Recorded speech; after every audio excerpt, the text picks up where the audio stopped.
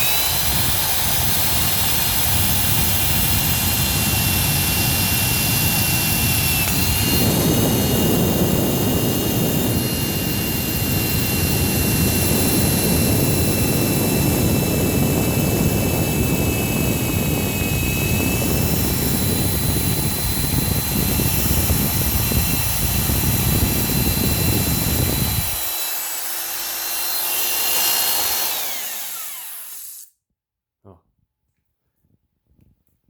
I don't know. I don't know what else you would call that, but that's besides penetration. But yeah, that's pretty crazy. Well, I think this bike has new life after that. Look at this. Let's try this here. Oh, such precise measurements that we're taking here. Millimetric. Okay. This is next level shit here. Okay.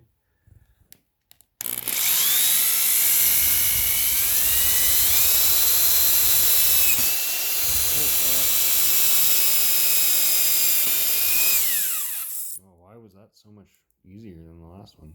I guess there wasn't a seat post involved. Well, there you go. This is going to be the strongest Gary Fisher with 10,000 plus kilometers on it. Under 3 minutes. Thank you, Black & Decker.